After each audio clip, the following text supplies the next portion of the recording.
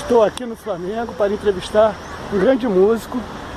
Vocês devem conhecer. Eu, pelo menos, sou muito fã dele, pela sua guitarra. Vocês o conhecem? Fernando Magalhães. E aí, Fernando, tudo bem? Tudo ótimo. Fernando, um dos solos mais bonitos é o seu, do Poeta Está Vivo, um dos solos brasileiros, né? Eu queria saber, e assim como todos os fãs, como você começou sua carreira, o que te inspirou a tocar música? Bem, eu sou o filho mais novo, né? 4 irmãos, né? Nós somos 4 irmãos aqui, meu irmão Luiz, minha irmã Laura e o André. E o meu irmão André toca violão. E eles sempre foram muito ligados à música, sempre foram muito chegados em música, em rock, em MPB. E isso passou para mim assim, quase que geneticamente, assim, né? Por osmose, né? Passou. Então assim, eu cresci muito ouvindo música. Meus irmãos pegaram muito a década de 60, o começo da década de 70, então eu nasci em 64, então assim, mais ou menos em 74 eu estava com 10 anos. Eu comecei a tocar, na verdade, em 75, eu tinha 11 anos. E meu irmão me ensinou os primeiros acordes, meu irmão André toca, meu irmão Luiz não toca, só gosta, minha irmã arranha um pouquinho no violão, mas eu aprendi mesmo foi com meu irmão. E o que aconteceu? Na verdade, eu peguei isso tudo e assim, essa bagagem toda deles e isso, como eu disse, né, veio por osmose. Eu já inserido nesse ambiente familiar de música. Meu pai sempre gostou muito de música clássica também, minha mãe sempre gostou muito de música orquestrada e aí, então, enfim, acabei que eu comecei a tocar, até que quando eu vi eu já estava tocando, era o que eu fazia na minha vida, né? Mais até do que estudar, infelizmente, assim, meu pai teve uns maus pedaços, assim, um pouquinho, mas depois ele relaxou quando eu me tornei realmente músico profissional e as coisas começaram a andar legal, assim, aí ele relaxou um pouco. Mas a história, na verdade, o começo da história é esse mesmo. Assim. E como foi, assim, que você entrou para uma primeira banda? Conta aí o começo do início, assim, da sua primeira banda, tocar guitarra, como é que foi? Na verdade, assim, eu nasci em Botafogo, nasci na Praça Mauá, no Rio de Janeiro, mas na Promato, e meus pais moravam em Botafogo, aí eles mudaram para Ipanema, de Ipanema a gente foi para o Leblon. Então, na verdade, eu cresci, assim, a minha parte de final de infância e a pré-adolescência e adolescência no Leblon. E assim, eu tinha muitos amigos que em comum também gostavam muito de música. E como eu comecei a tocar, eles também começaram a tocar. E a gente começou a fazer banda de rua, banda de amigo, né? Assim, eu sou até conhecido lá na General Artigas até hoje pelo barulho que eu fazia lá na zona, porque o pessoal montava bateria na minha casa, aquela coisa toda. Meus amigos vinham tocar lá em casa. Minha mãe não se importava, só parava quando meu pai chegava de noite, assim. E, bem, era banda de amigos, assim, a gente sempre fazendo bandas e de colegas, entrava um, saía um, entrava de novo, você entrava noutra banda, os outros faziam, mas nada de competição, era simplesmente assim uma coisa de curtição mesmo daquela época. Mas assim, eu no começo da década de 80 eu tive uma banda punk com um amigo meu que tinha lá no Leblon, que chamava o Carlão. E essa banda se chamava 402, a gente tocou no Dança Meia, tocamos num show que até o Paralamas... Não entendi. O que é? O Reinaldo, tu conheceu o Reinaldo, que tocou com a HD Band, tocou nessa banda punk? Não, eu conheço ele, mas não era ele não. Eu fiquei mais amigo da galera do Coquetel Molotov, do Tatu, do Omar, do César Nine é meu amigo até hoje, muito meu amigo, entendeu? Satanese, aquela galera toda ali do punk carioca, eu fui muito ligado, fui muito aos festivais de punk no começo da década de 80 no Circo Voador, aquelas coisas todas, vendo Cólera, Olho Seco, aquelas coisas todas vindo de São Paulo, eu vi muito aquilo. Você gostava de punk? Eu gostava do early punk, né? Eu sempre gostei porque eu, assim, com a minha idade, 14 anos, eu tinha em 78, pô, peguei em cheio, assim, Sex Pistols chegando, o Damned, o Clash, aquelas bandas todas no começo, Billy Idol, com Generation X, aquilo tudo eu peguei bem, assim, peguei em cheio. Clash eu peguei em cheio, assim. Foi realmente a minha adolescência, foi o Clash, assim. Lógico que eu gostava dos Stones, Led Zeppelin, The Who, eles foram minha base, né? Beatles, Jethro Tull, Genesis, Yes. Tudo isso era bagagem dos meus irmãos e que eu peguei, né? Mas assim, eu gostei muito dos Stones logo de cara, assim. Eu me lembro que minha irmã veio da Europa, trouxe para mim o Stone Rock and Roll. Tinha acabado de sair de lá, ela chegou de 75, tinha saído lá em 74, 75 do Stone Rock and Roll. Então assim, os Stones sempre foram a minha válvula básica assim da coisa. Mas o punk veio, eu fui ouvindo aquilo tudo, né? E aquilo era da minha geração, eles eram um pouco mais velhos que eu, era mais da geração do meu irmão, né? Mas eu peguei bem aquilo, e aí comecei a tocar meio punk, meio rock and roll, tocava Boys, dos Beatles, Satisfaction, aquelas coisas todas com os amigos, né? Mas a gente formou essa banda, o 402, né? Então a gente tocou lá no Dancing Meia, que era uma buraquinho punk total, a gente fez, né, com Paralamas, tocou Paralamas bem no começo, assim, bem no começo, acho que não tinha nem gravado o primeiro disco, assim, eles tocaram, e fomos pro Western Club, tocamos no Western, ali no Maitá, que era uma casa aqui, o Paralamas, Kid de Abelha, Zé da Gaita tocava direto, ali era uma casa do rock and roll, eu não sei quem conhece o Rio de Janeiro ali, a Casa dos Magos ali, bem na curva do Maitá para a entrada do túnel Rebouças, ali era o Western Club, ali teve muito show de rock ali, eu vi Paralamas ali assim, começando, muito começando. Assim. Eu frequentei o Western. Maravilhoso, né? Era muito divertido. E aí o que aconteceu? Eu também me juntei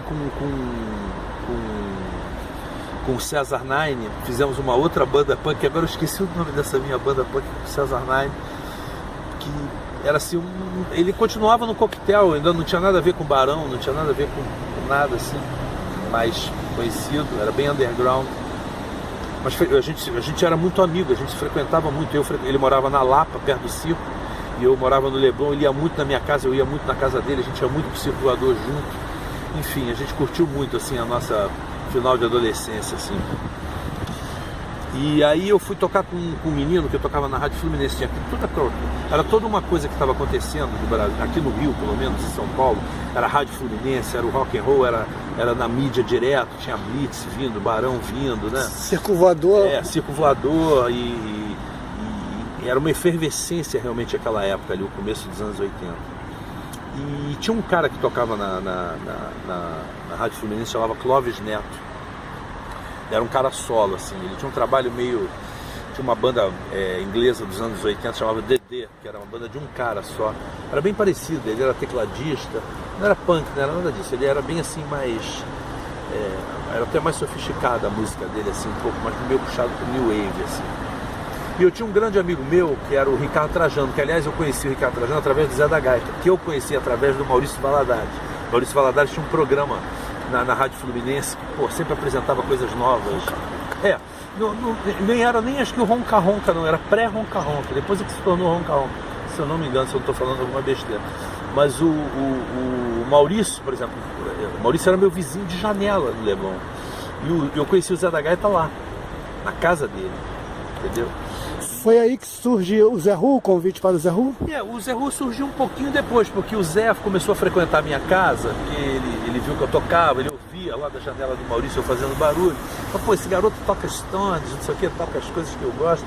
Aí ele um dia, acho que me interfonou lá, eu fui lá na casa do Maurício, encontrei ele, pô, eu sou o Zé da Gaita, não sei o que. Eu falei, pô, que maneiro, cara.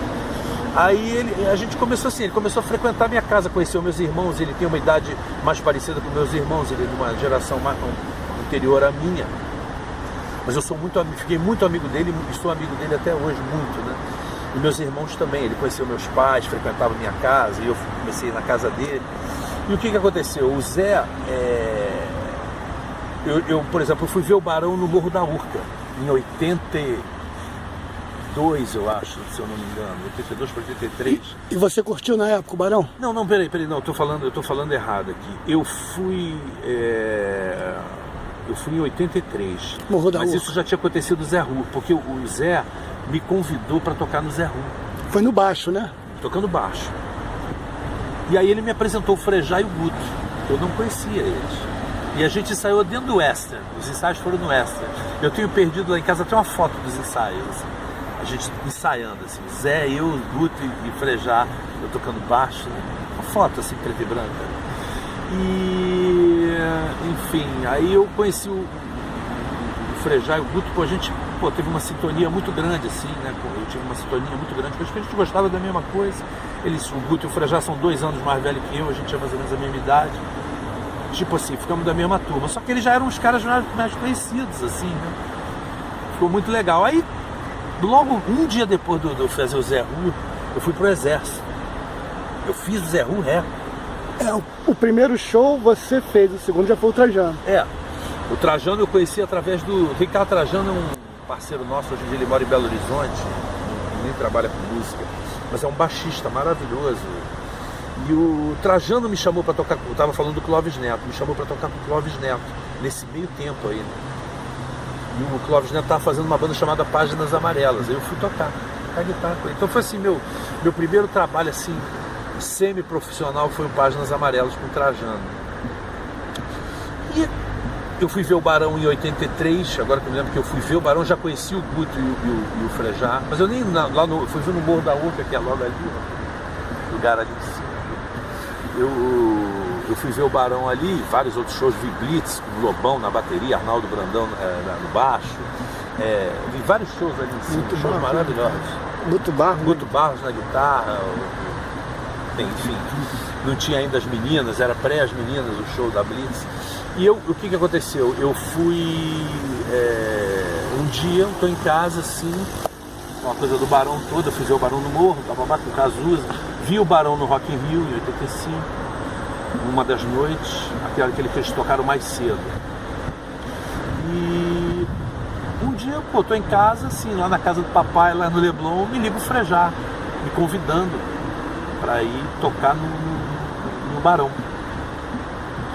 O Cazuza tinha saído, ele realmente tinha muita coisa de guitarra que não dava para ele cantar e fazer sozinho, né, cantando sozinho, principalmente Torre de Babel, que tinha acabado de sair. E eu fui amarradão. Até o Trajano falou pra mim, assim, de boa, assim, ele falou, cara, vai largar uma Páginas Amarelas, a gente já vacinamos com a Poligram, não sei o que, tu vai o Barão, o Cazuza saiu, pra pegar a banda, não sei o que. Eu falei, não, mas eu vou. Porque acho que ali foi um step pra mim, assim, pra poder me profissionalizar mais, né? E, graças a Deus deu tudo certo, né? Eu assisti alguns shows no início, e você tocava 2 músicas por aí, não é? E depois... Era bem diferente, assim, eu tocava só uma parte do show. Na verdade, eu fui entrando mais pra dentro do show, porque, eu fui sintonizando muito com eles, assim, com o Deco, com o Maurício, com o Frejá, eu e Peninha, e fomos cada vez tocando mais. Por exemplo, eu não tocava Declare Guerra, nessa hora eu não tocava. Eu tocava subproduto de rock, tocava umas outras, não me lembro agora, mas não tocava Acho que Podia. Isso bem no início, assim. Maurício cantava Linda e Burra, Prazer Pra Quê, eram 2 músicas, né, que ele tocava. E você pegou uma época braba, né? A época que o Cazuza sai, o Barão tá se remontando, digamos assim. Pra mim era tudo festa, né? Assim, pra eles tava um pouco meio abalada a história, assim, por causa disso tudo, né? Do Cazuza, aquela coisa toda, né? Das incertezas do que podia acontecer, o que não podia acontecer, né?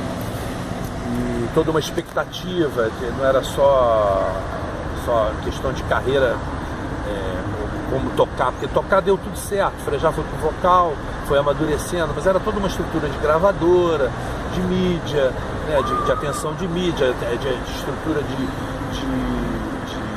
das pessoas investirem no Barão, investir no Cazuza. Tava sem gravadora na época o Barão, né? Não, o Barão continuou na Som Livre. No primeiro disco? Tanto o Cazuza solo como o Barão. O Ezequiel foi muito importante, né? Foi. E o Heleno de Oliveira, até, que era um executivo lá grande amigo nosso, assim.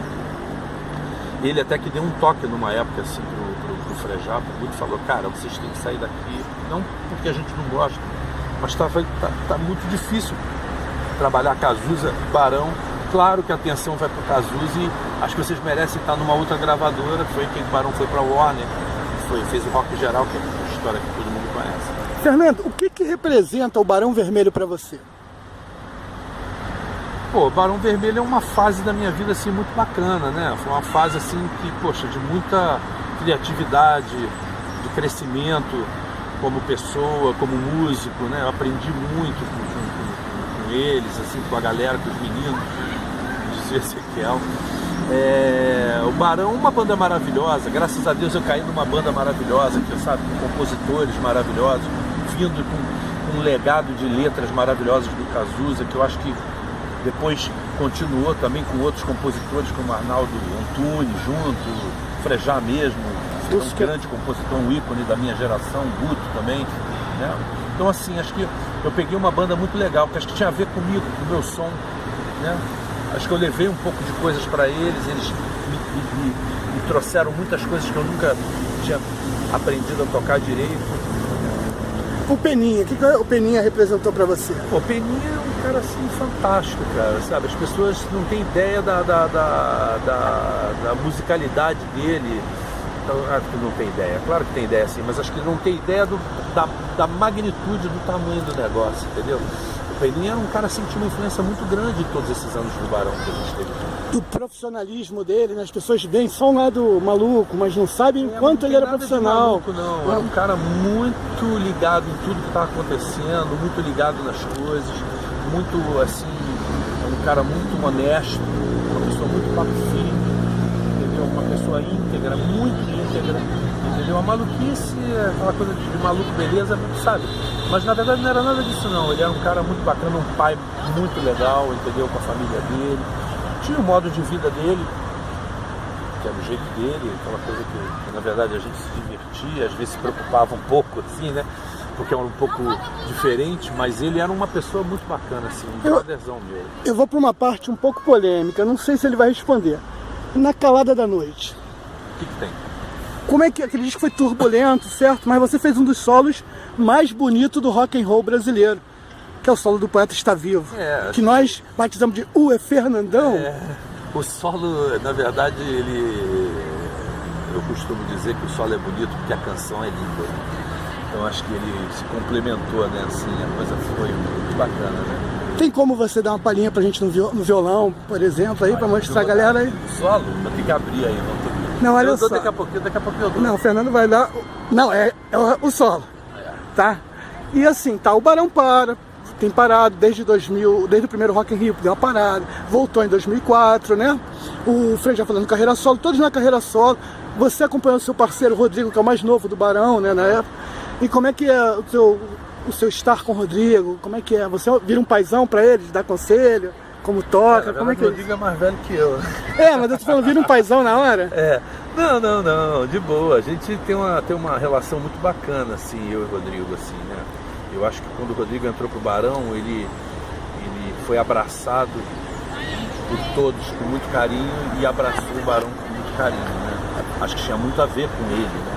É aquela coisa de você ter a ver, né? Você ter a ver, acho que essa sintonia vem rápida, assim, né? Não tem muita explicação, né? Então eu acho que isso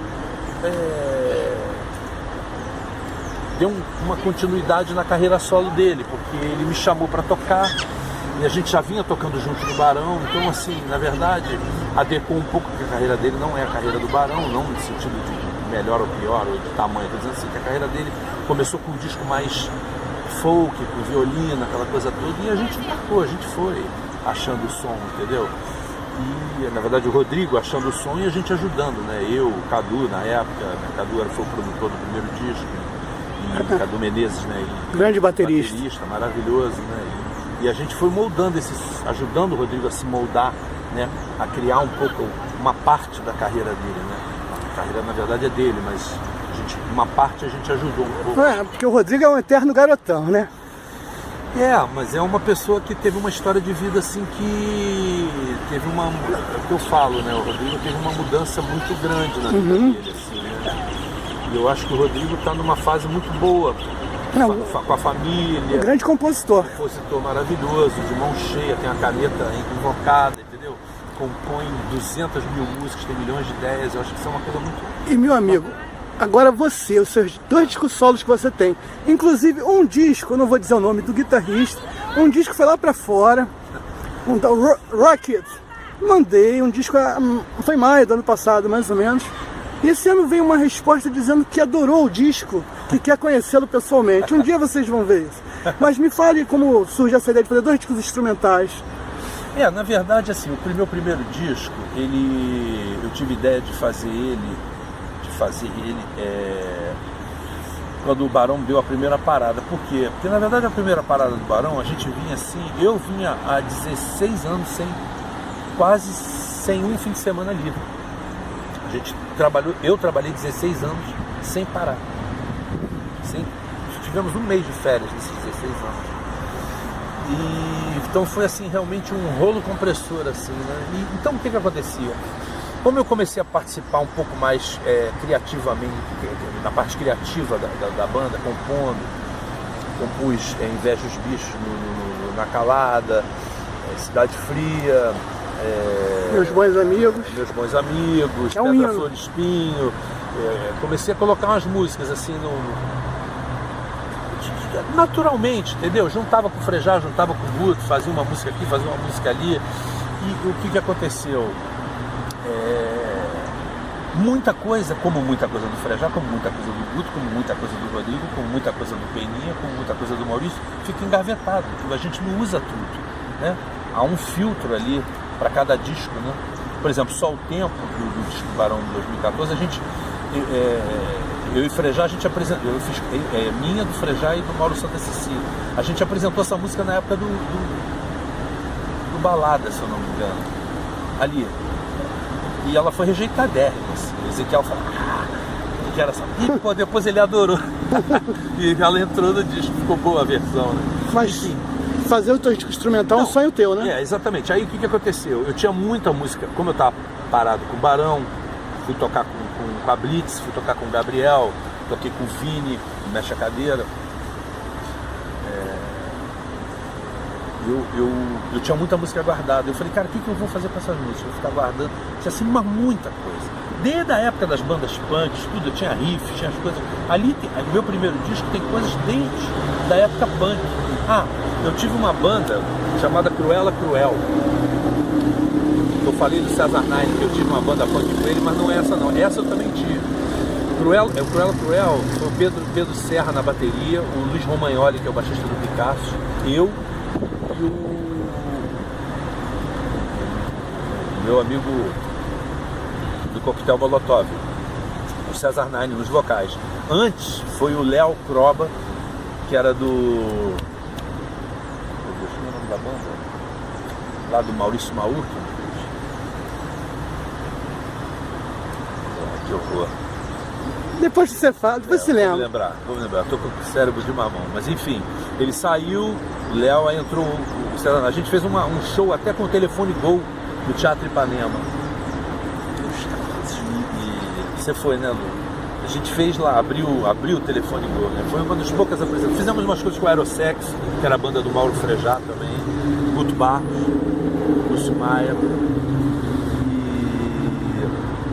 Enfim, o que eu tava falando?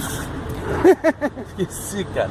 Da sua carreira, dos seus discos, você tinha muita coisa engavetada. Tinha riffs dessa época aí, porque eu tive duas bandas com o César. Uma banda punk lá no meio dos anos 80, e essa que foi por volta de 1990 a 91, foi isso aí. Época do Na Calada. Eu não saí do Barão não, tava no Barão, mas fiz a minha bandinha paralela ali só dos amigos, né? Então meu disco solo foi isso, foi um desengavetar coisas. Entendi. Entendeu? Aquele bolo de meia, bolo de cueca, bolo de camisa que você tem guardada, você fala, vou usá-las, ou então vou dar, entendeu? Então foi meio isso. Fernando. O primeiro, né? O primeiro foi exatamente isso, né? O segundo não, o Rocket já foi um disco que eu peguei. E me juntei com o Roberto Lee, que é um grande baixista e produtor. Produtor maravilhoso, meu amigo, irmão, amo de paixão. Ele abraçou o disco, coproduziu o disco para mim, compôs coisas comigo, o primeiro eu tô falando. Terminou o disco para mim, mixando, fazendo tudo. Gravei algumas coisas no estúdio do Frejá com o Renato Munhoz, que era o técnico de PA da gente, um grande engenheiro de som. E o Rocket não, eu já fui para casa do Roberto Lee e fiz todo ele com ele. Compomos juntos, fizemos ele inteiro na casa do Roberto Lee, no estúdio pessoal dele. O que você acha? Grande Trepada, nome da banda. A Grande Trepada? Maurício lembrou, né? A Grande Trepada, viu, gente? O nome da banda. O que você acha do cenário atual da música? Não só o rock, o blues, MPB. Você tem alguma esperança de uma renovação? Porque sem o jabá fica difícil, né? Tá tocando muito cheia. Olha, assim, eu acho que é o seguinte, cara, eu acho que existe um paradoxo hoje em dia. Assim. Por quê? Porque antigamente você não tinha todo o acesso que você tem hoje em dia. Você não tinha toda a facilidade de você fazer um disco que você tem hoje em dia. Você faz um disco no teu quarto hoje em dia. Você não tinha todo esse acesso a bandas e movimentos que estão rolando com um clique do computador. Aquilo tinha que vir através de alguém, de algum amigo, um programa como a Rádio Fluminense, entendeu? Você ouvia as coisas novas acontecendo. E existia uma efervescência de fazer música boa. Hoje em dia, eu acho que ainda existe essas bandas todas boas. Só que eu acho que é tanta informação, eu não sei se também eu estou ficando velho, eu já estou com 52 anos, não fico mais garimpando tanta banda nova. Talvez seja até um erro meu, porque eu sempre fui um cara muito antenado com o que estava acontecendo. Mas como você falou, é muita informação. É muita informação e depois de um tempo, não sei, eu acho que eu comecei a trabalhar tanto que eu, entendeu? Assim, eu acho que eu fiquei muito mais com um filtro, muito mais tênue, entendeu? Pegando realmente só aquilo que chegava para mim, muito que eu sentia, que eu gostava, que tinha a ver comigo, entendeu? Meio que como eu me formei num tipo de som, assim. Eu sou bem roqueiro, né? Eu sou um cara bem roqueiro, bem blues, bem roqueiro. Eu não escondo isso de ninguém. Tem gente que tem milhões de vertentes, gosta de vários tipos de música. Na verdade, eu gosto de todos os tipos de música, que sejam boas. Mas, assim, a música que mais me toca, que mais faz a minha cabeça é o rock. Então, assim, talvez algumas pessoas achem que eu seja limitado por causa disso. Mas não, de forma nenhuma. É coração, né? De forma nenhuma. Pretensões futuras você já falou. A gente queria ver você tocando um pouquinho desse violão, só pra bate-papo. Tá gostoso, Fernando, esse bate-papo? Tá maravilhoso. E pros fãs do Barão, você manda um beijo, um recado? Poxa, eu mando um beijo, eu sou realmente assim, eu tenho viajado muito com o Rodrigo e realmente assim, a gama de fãs do Barão que tem no Brasil todo, assim, é muito gratificante, assim, e é quase que inacreditável, assim, a quantidade de gente que tem uma paixão, um amor tão grande pela banda, assim. E eu fico muito feliz, assim, porque eu fiz parte ali, né? Então, faço, né? Se Deus quiser, sempre farei. Com isso, você está dizendo que o Barão não acabou, né? Não, ninguém decretou que o Barão acabou. Tá. O Barão Essa é a pergunta pro pessoal. Tem, assim, o que acontece com o Barão é que eu acho que tem os interesses pessoais de cada um hoje em dia, que as cabeças são diferentes, entendeu? E cada um tem uma agenda que, para quando chegar o Barão, ter o Barão, ela tem que ser realmente organizada por todos. Né? Tipo o Rolling Stones? Só que eu acho que os Stones hoje em dia botaram os Stones mais como agenda principal deles. Não estou criticando ninguém aqui, nem nada, nenhum dos meus amigos, meus irmãos do Barão. Simplesmente eles arrumaram um jeito do Barão ser a agenda dele. Os Stones ser a agenda deles principal hoje em dia. Os caras não param, né? Estão lançando disco, estão fazendo disco de blues, né? Enfim, eu acho que é o amor, entendeu? Pela coisa. Não que as pessoas não tenham amor, mas assim, a sintonia que você quer dar para aquilo naquele momento, entendeu? Ou dar para outra coisa, não sei. Eu acho que é por aí, entendeu? Prometida, no violãozinho, estou pedindo aqui ao Fernando para fazer no violão aquele solo do Poeta Está Vivo. Espera aí.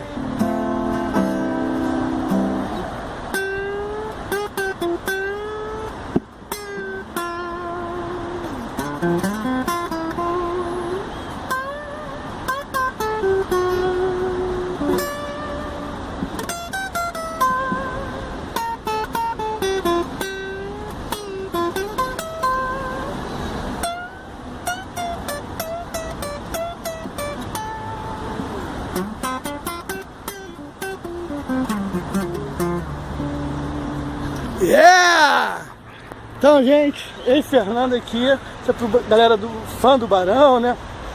Fã do Fernando. Um beijo a todos os barões, né, Fernando? Beijo para todos os meus amigos do Barão e todo mundo que adora o Barão, que eu também sou fã do Barão, adoro.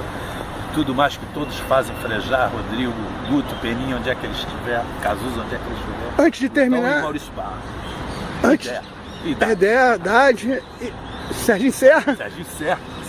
Antes de terminar suas aulas de guitarra, eu sou professor de guitarra, né? Ao meu jeito, eu sou professor de guitarra. Estou dando aula, vou começar a dar aula lá no Guitar Club em Ipanema, às quartas-feiras. tem que ligar para lá para saber o esquema todo direitinho de preços e horários e é isso. É isso. E estou aí tocando com o Rodrigo, vou começar a voltar a fazer meus trabalhos solos instrumentais de vez em quando, é isso aí. Beijo. Beijão.